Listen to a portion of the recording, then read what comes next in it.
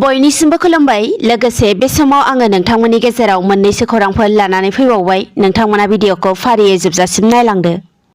दिनै 2022 मायथाइनि 17 जानुवारि बाराया समबार। दिनैनि गिबि खौराङाव दङ।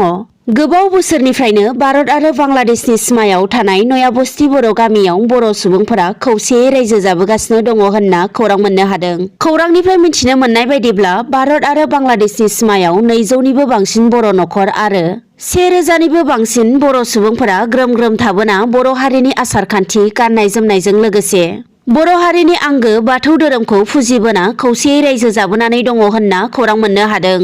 मख'नो नांगोनदि भारत आरो बांलादेश सिमायाव थानानै रायजो जाबोनाय सासे बर' आइजोआ फोरमायथिनाय बायदिब्ला बे ओनसोलाव फैनानै दिनैसिमाव गावनि रायजो जाफैनाया 50 बोसोरानो जाबाय आरो बे ओनसोलाव जेब्ला गाव हाबा जानानै थाफैदोंमोन बे समाव बे ओनसोलाव फारफ्रोमबो बिथिङावनो एबा लामा बायदिनिफ्रायनो गोग्लैसोनायजोबमोन होननानैबो बिथाङा फोरमायथिदों। आरो सिगां समाव बे ओनसोलाव एबा भारत आरो बांलादेशनि सिमायाव रावबो बर' सुबुङानो गैयामोन, खालि गावल' बर'मोन आरो जायफोरनाखि बोराय बुरै दङमोन बिसोरबो थैनानै थांजोबखाबायमोन होननानै बिथाङा फोरमायथिदों।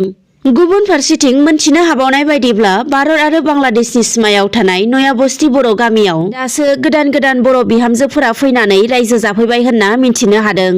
आरो सिगां समाव बे ओनसोलाव गोबांथार बर' सुबुङा गैयैनि थाखाय हारसा रावखौनो रायलायोमोन आरो बे समाव बर' बिहामजोफोर मोनफैनायखाय एबा गावनि मानसियानो फैनायखाय बे ओनसोलाव बर' रावानो बाहायजासै होनना खौरां बिजोंनि गेजेरजों बिथांमोना मिथिहोबावदों। आरो फारसेथिं बिथांमोना फोरमायबावोदि गावसोरनि खोनानायाव एबा मोनथिनो मोननायाव बड'लेण्ड एरिया एबा बर' हारिया गोबां डेभेलप जाबाय, बे हिसाबै गावसोरनि गोग्लैसोनानै थानाय ओनसोलखौबो बड'लेण्ड सरकारा नायहरोब्ला एबा अनसायहरोब्ला भारत आरो बांलादेशनि सिमायाव थानाय नयाबस्ती बर' गामिनि रायजो राजाफोरा जोबोर गोजोननाय मोनगोन आरो इयुनाव गाहामैनो थांना थानो हागोन होननानैबो बिथांमोना फोरमायथिबावदों।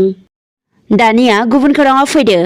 चिरां जिल्ला गावबुरा एस'सिएशननि बानजायनायाव दिनै चिरां जिल्लानि सामथाइबारि बिसिडिसिनि कमिउनिटि हलाव multi facility care centre the ultimate solution बेखेवनानै होदों होनना मिथिनो हानाय जादों।